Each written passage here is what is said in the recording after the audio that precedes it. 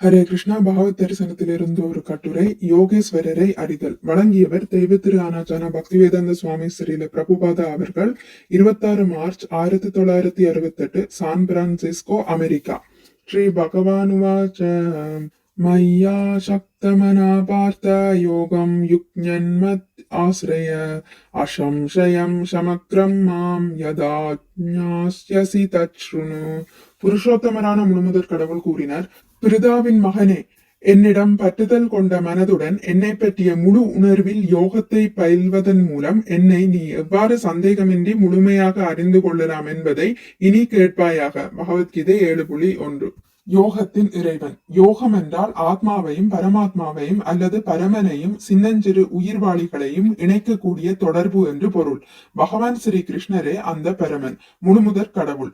எனவே யோகத்தின் இறுதி இலக்காக இருப்பதால் அவருக்கு யோகேஸ்வரர், யோகத்தின் இறைவன் என்று பெயர். பகவத்கீதையின் இறுதியில் கூறப்பட்டுள்ளது, யோகிகளின் இறைவனான கிருஷ்ணர் எங்கிருக்கின்றாரோ, உன்னத வில்லாளியான அர்ஜுனன் எங்கிருக்கின்றானோ அங்கே வெற்றி இருக்கும் என்பதில் ஐயமில்லை. கடவுளே, எங்களது உணவினை தயவு செய்து வழங்குங்கள் என்று கடவுளிடம் வேண்டுவதை காட்டிலும், நான் கடவுளுக்கு உணவளிக்காவிடில் கடவுள் இறந்து விடுவார் என்று நினைக்கக்கூடிய தளம் உயர்ந்ததாகும். இது உன்னத அன்பின் பரவசமாகும். மிக உன்னத யோகம். யோக வழிமுறை விவரிக்கப்படும் போது கிருஷ்ணரின் பெயர் யோகேஸ்வரர் என்று கூறப்பட்டுள்ளது. யோகத்தின் இறைவனை காட்டிலும் யாராலும் சிறந்த யோகியாக இயலாது. கிருஷ்ணரே அந்த இறைவன். யோகத்தில் பல்வேறு வகை உண்டு. அத்தகு யோக வழிமுறையினை பின்பற்றுபவர் யோகி எனப்படுகிறார். கிருஷ்ணரே யோகத்தின் பொருளாக இறுதி இலக்காக புரிந்து கொள்ளப்படுகிறார். எனவே கிருஷ்ண உணர்வு என்றால் யோகத்தின் மிக உன்னத வகையினை பயில்வது என்று பொருள். இந்த மிக உன்னத யோக முறையானது கீதையில் கிருஷ்ணரால் தமது மிக நெருங்கிய நண்பனாகிய அர்ஜுனனுக்கு உரைக்கப்பட்டது. இந்த யோகத்தின் மீது பற்றுதலை வளர்த்து கொண்டுள்ள நபர்களால் மட்டுமே இதனை பயில முடியும் என்று பகவான் ஆரம்பத்திலேயே கூறினார். கிருஷ்ண உணர்வின் இந்த யோக வழிமுறையினை கிருஷ்ணரின் மீது பற்றில்லாத சாதாரண நபர்களால் பயில முடியாது. ஏனெனில் இது வேறுபட்ட யோக முறை, மிக உன்னத பக்தி யோக முறையாகும். கிருஷ்ணருடனான நேரடி பற்றுதலும் மறைமுக பற்றுதலும். பக்தி யோகத்தில் உள்ள நேரடி பற்றுதல் 5 வகைப்படும்.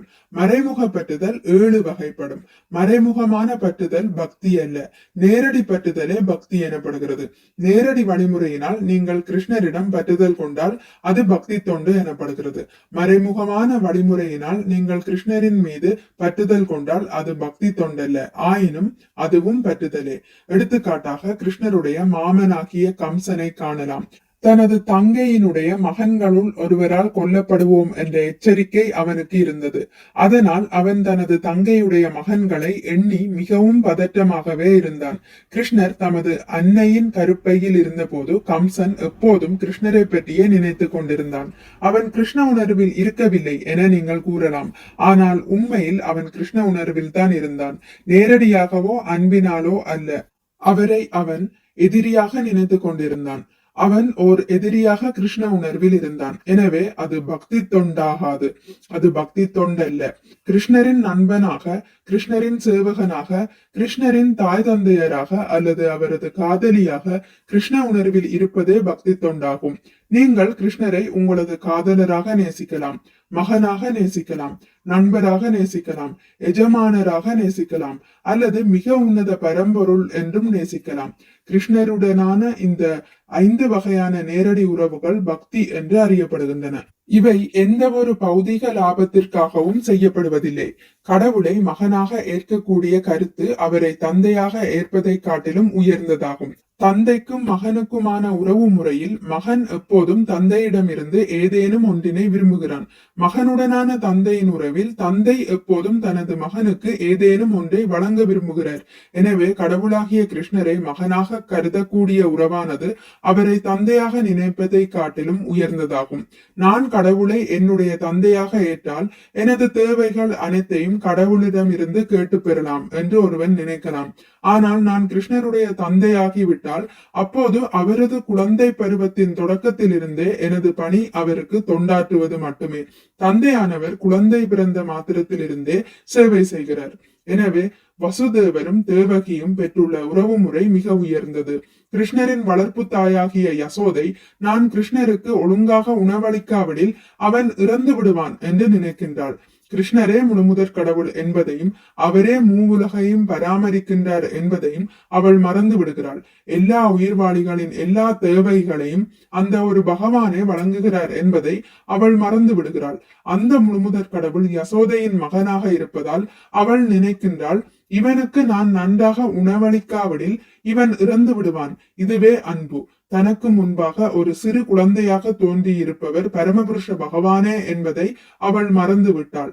பற்றுதலின் இந்த உறவு முறை மிக உன்னதமானதாகும். இதை புரிந்து கொள்வதற்கு காலமாகும். ஆயினும் கடவுளே, எங்களது உணவினை தயவு செய்து வழங்குங்கள் என்று கடவுளிடம் வேண்டுவதை காட்டிலும் நான் கடவுளுக்கு உணவளிக்காவிடில் கடவுள் இறந்து விடுவார் என்று நினைக்கக்கூடிய தளம் உயர்ந்ததாகும். இது உன்னத அன்பின் பரவசமாகும். இதே போன்ற உறவு முறை கிருஷ்ணருக்கும் அவரது தலை சிறந்த பக்தையும் தலை சிறந்த காதலியுமாகிய ராதா ராணியிடமும் காணப்படுகிறது. யசோதை கிருஷ்ணரின் அன்னையாக அவரை நேசிக்கின்றாள். சுதாமா கிருஷ்ணரின் நண்பனாக அவரை நேசிக்கின்றார்.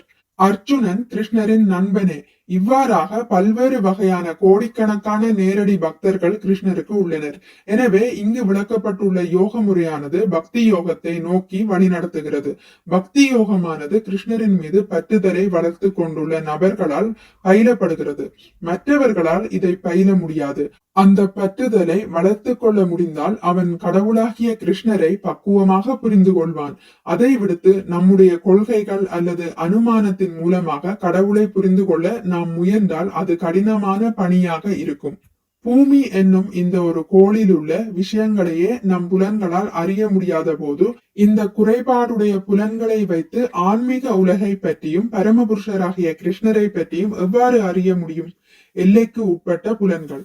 கடவுளை புரிந்து கொண்டிருப்பதாக நாம் கூறினாலும் அவரை உள்ளது உள்ளபடி நம்மால் சுயமாக புரிந்து கொள்ள இயலாது.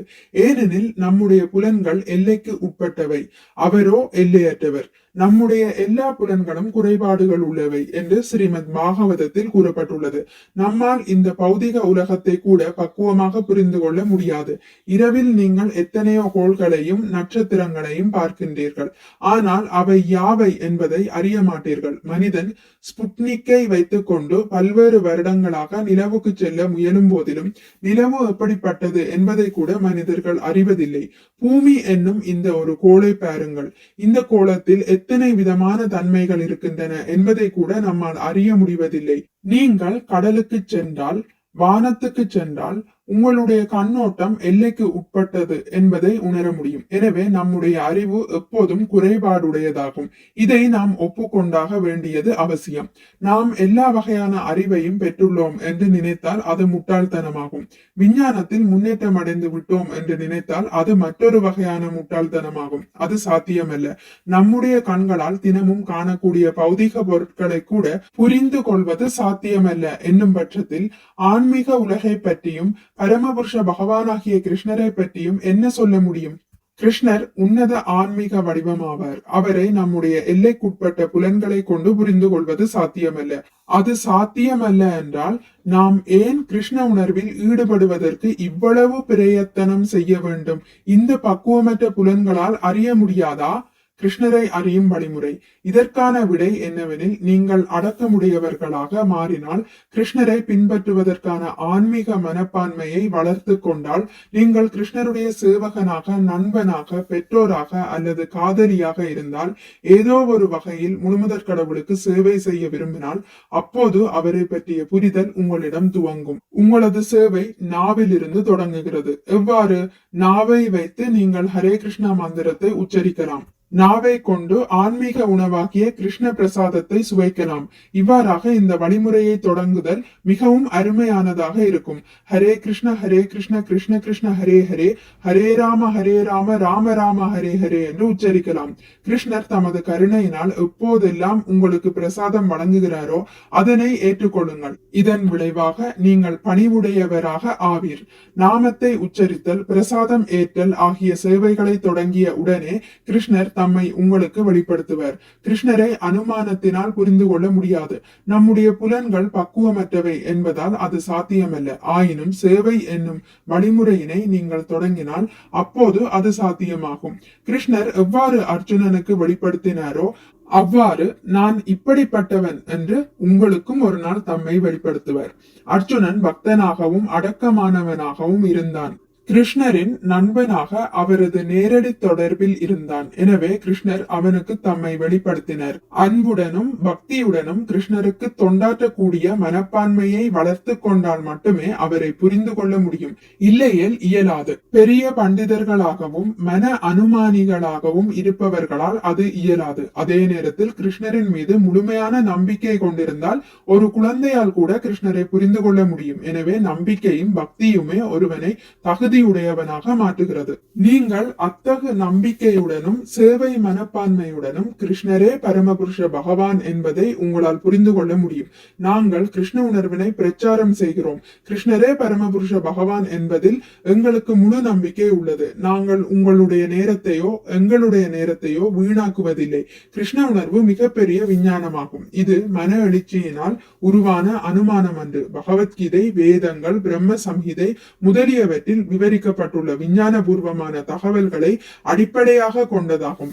பகவான் சைதன்யர், ராமானுஜாரியார், மத்வாச்சாரியார், நாரதர், வசிஷ்டர், வியாசர் மற்றும் பல்வேறு இதர அதிகாரிகளால் ஏற்கப்பட்டதாகும். கிருஷ்ண உணர்வு சாதாரண அன்பை அல்லது பணத்தை உருவாக்கும் தொழில் அன்று.